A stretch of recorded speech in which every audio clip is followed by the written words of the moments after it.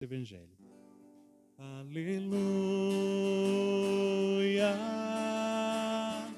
aleluia, aleluia, aleluia,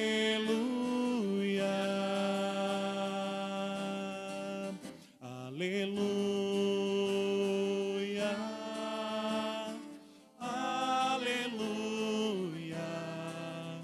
aleluia. Aleluia.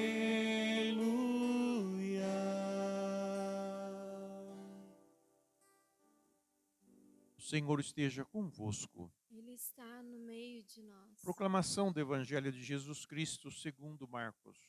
Glória a vós, Senhor. Naquele tempo, Jesus subiu ao monte e chamou os que ele quis, e foram até ele. Então Jesus designou 12 para que ficassem com ele e para enviá-los a pregar, com autoridade para expulsar os demônios. Designou, pois, os 12: Simão, a quem deu o nome de Pedro, Tiago e João, filhos de Zebedeu, aos quais deu o nome de Boanerges, que quer dizer filhos do trovão, André, Filipe, Bartolomeu, Mateus, Tomé, Tiago, filho de Alfeu, Tadeu, Simão, o cananeu, e Judas Iscariotes, aquele que depois o traiu. Palavra da salvação. Glória a vós, Senhor. Que as palavras do Santo Evangelho perdoem os nossos pecados. Amém. Amém.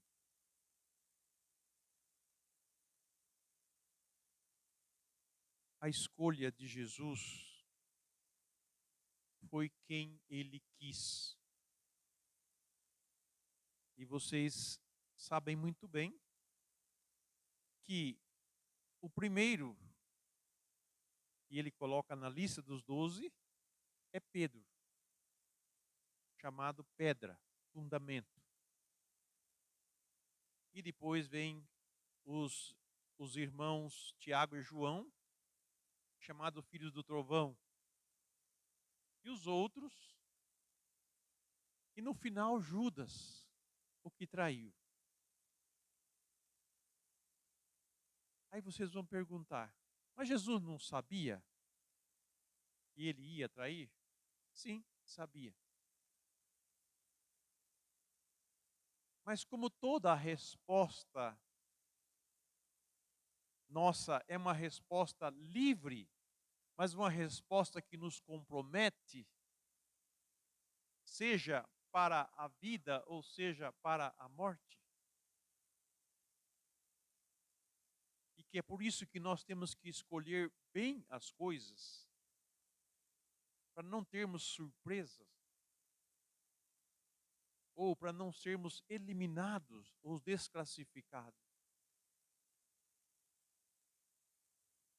Jesus deu a Judas Iscariotes muita oportunidade de se arrepender. Como Deus sempre o fez, desde a criação, quando disse para o primeiro casal humano: de todos os frutos do jardim vocês podem comer, menos do fruto da árvore da vida, porque o dia que vocês comerem dele, vocês vão morrer. Deus avisou antes. Depois, eles tiveram 2 filhos, Abel e Caim, e Caim tinha inveja de Abel e quis matar Abel.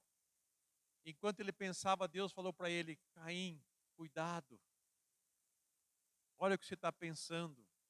Você tem controle sobre as suas vontades, sobre o seu pensamento. E Caim acaba matando o irmão.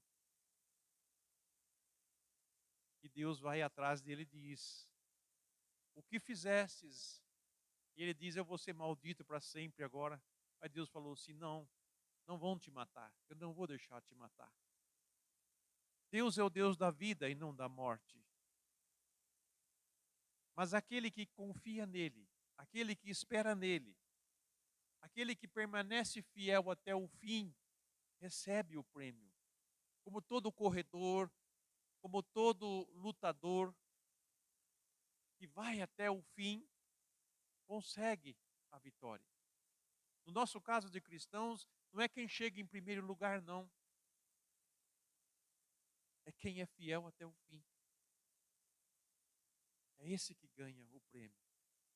Mas esse grupo dos 12, que Jesus escolheu e que depois os apóstolos escolheram um para colocar no lugar de Judas, foi o que ele quis para formá-los, para capacitá-los, para que eles tivessem uma vida de comunidade, onde eles aprendessem do próprio mestre, ouvisse e visse Jesus fazendo as coisas, Jesus falando as coisas, porque o que Jesus falava era o que ele fazia, o que ele fazia era o que ele falava. Sabe quando uma pessoa não tem contradição nela, você não vê mentira, você não vê contrariedade nela, ela é assim, assado, onde eles estiveram, o que ela esteja fazendo, assim era Jesus e eles conviveram com Jesus. Tanto que naquela noite do lava-pés, da última ceia, Pedro não queria que ele lavasse os pés, e ele disse, se você não deixar lavar o pé, você não tem parte comigo, né? E Pedro era 8 ou 80, então ele falou assim, então Senhor, não lava só os pés não, lava a cabeça, tudo, lava o corpo inteiro, então, né? Ele falou assim, quem já está purificado, precisa apenas lavar os pés. E vós já estáis purificados por causa da minha palavra. A palavra de Deus nos purifica se nós a ouvimos. Ela nos forma, ela nos capacita. Nesse sentido, a segunda leitura, a primeira leitura que nós fizemos hoje,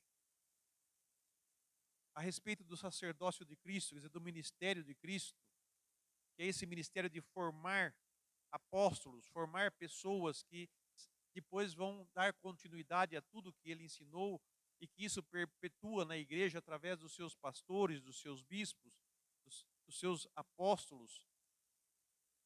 O apóstolo, falando desse ministério de Jesus, que é o mediador de uma aliança bem melhor, baseada em promessas melhores ainda do que a do Antigo Testamento. A aliança que Deus fez do Antigo Testamento foi a aliança da lei, dos mandamentos e dos sacrifícios. E que com a vinda do Messias desaparece o peso da lei e o peso dos mandamentos e o peso do sacrifício. Por que desaparece? Não que elimina, que acaba, porque Jesus disse que veio cumprir toda a lei. Nenhum tio, nenhum jota da lei será tirado, mas tudo será cumprido, quer dizer, tudo será vivido plenamente. Então, esta aliança que Jesus fez conosco, que Paulo está dizendo para a comunidade, é a aliança aonde Deus coloca na pessoa o seu espírito. Deus coloca na sua mente o seu espírito. De forma que ninguém mais precisa ensinar ninguém sobre Deus, porque todos vão conhecê-lo. E conhecendo, obedecê-lo. A lei não terá mais necessidade, porque quem conhece a Deus já obedece a Deus, já cumpre a lei.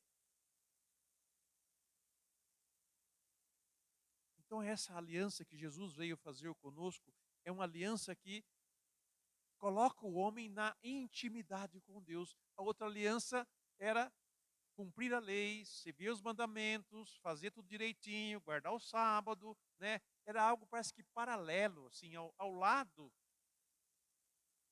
do próprio Deus.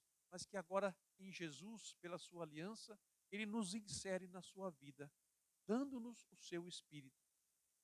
Que Deus prometeu, ele cumpriu na pessoa do seu Filho. Depois daqueles dias, diz o Senhor, colocarei minhas leis na sua mente e as gravarei no seu coração. E serei o seu Deus, e eles serão o meu povo. Ninguém mais ensinará ao seu próximo e nem ao seu irmão, dizendo, conhece o Senhor, porque todos me conhecerão, desde o menor até o maior. Porque terei misericórdia das suas faltas e não me lembrarei mais dos seus pecados. Assim, ao falar de nova aliança, declarou velha a primeira. Ora, o que envelhece e se torna antiquado está prestes a desaparecer. Por isso que o caminho da fé, o caminho da nossa vida em Deus, como cristãos, como católicos, é atingir essa unidade profunda com Deus. É tomar uma atitude de deixar-se ser cheio do seu Espírito. Espírito esse que já está selado em nós, marcado em nós, desde o nosso batismo. E que nós ou envelopamos ele, ou escondemos ele, ou não deixamos ele agir, não permitimos, não deixamos ser conduzidos pelo esse Espírito. Por isso, renovar as promessas do batismo, renovar a unção do crisma, desejar caminhar nessa comunhão com ele. Como os discípulos estiveram junto de Jesus, ouvindo Jesus, vendo Jesus fazer, assim nós também somos chamados a estarmos unidos a ele, Jesus, unidos a Deus, de tal forma que nós cresçamos ouvindo a sua palavra, e nós, cresçamos cada vez mais e avancemos cada vez mais na nossa fé, por causa dessa intimidade com ele. Essa é a nova aliança que Deus fez. E se não estamos dentro, estamos fora. Se está dentro, permanece. Se não está, abre as portas para entrar. Não é as portas de Deus que estão fechadas, são as nossas. E o caminho, a resposta que nós temos que dar é esta: nos abrir à graça de Deus, para sermos cheios dela.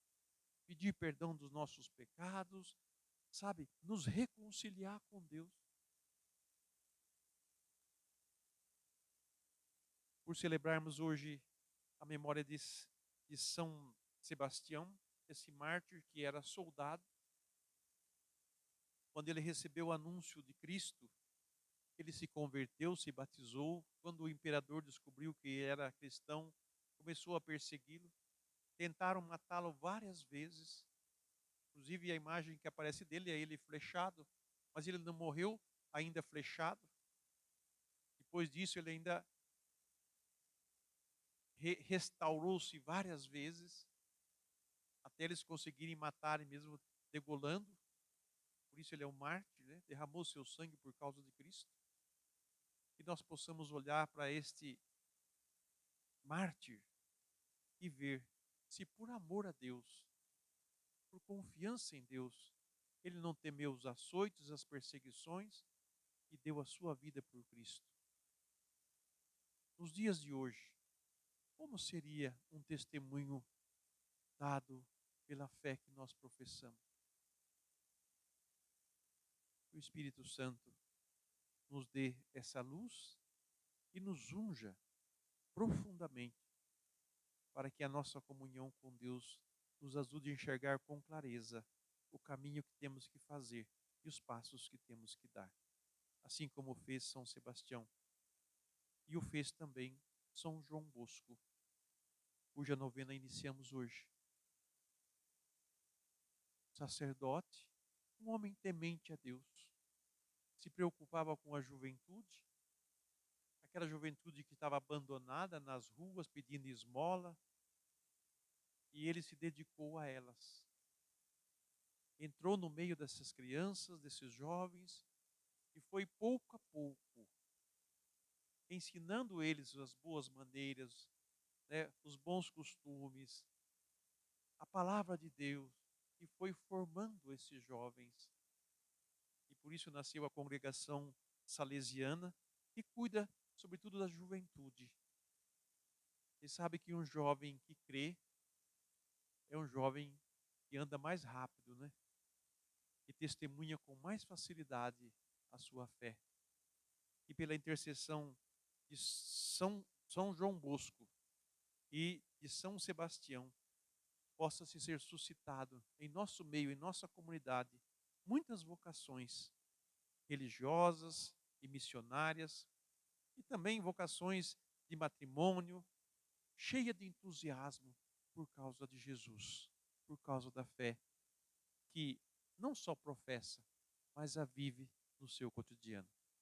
A Deus seja dada a honra, a glória e o louvor pelos séculos sem fim. Amém.